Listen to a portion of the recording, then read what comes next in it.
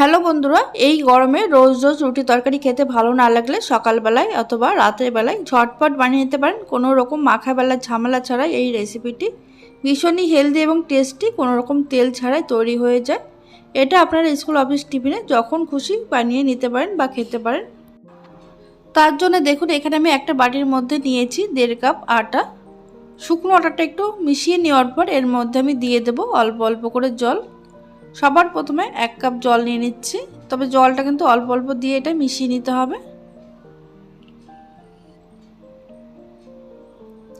দেখুন, এখানে আমি 1 কাপ জল দিয়ে আগে মিশিয়ে নেওয়ার পর এর মধ্যে আমি আর দিয়ে দেবো আরও হাফ কাপ মতো জল।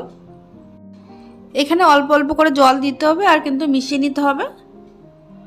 একটা স্মুথ একটা ব্যাটার তৈরি হবে এখানে। দেখুন, এখানে আমি পুরো 1.5 কাপ জল দিয়ে দিলাম।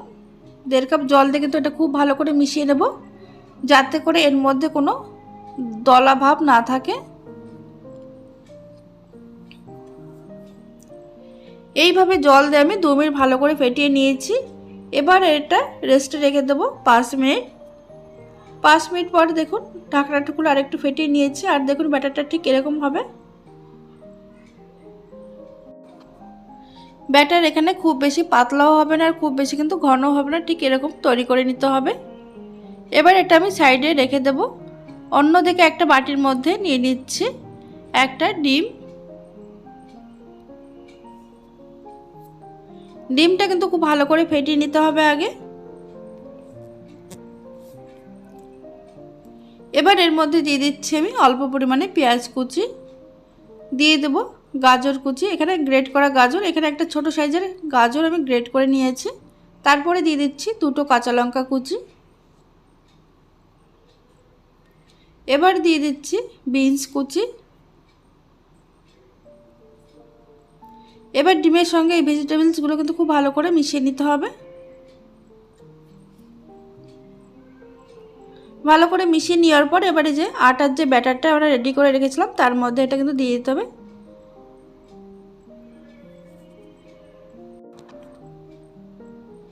এবার দেখুন, এর মধ্যে আমি দিয়ে দিচ্ছি সামান্য পরিমাণে চিলি ফ্লেক্স।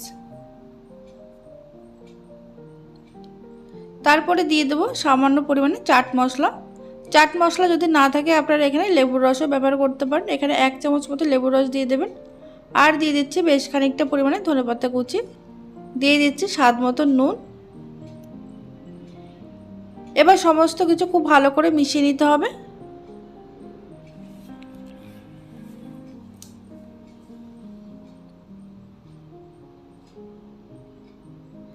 দেখুন, খুব ভালো করে মিশিয়ে নিয়েছি। এর মধ্যে আমি সামান্য একটু জল দিয়ে দিলাম।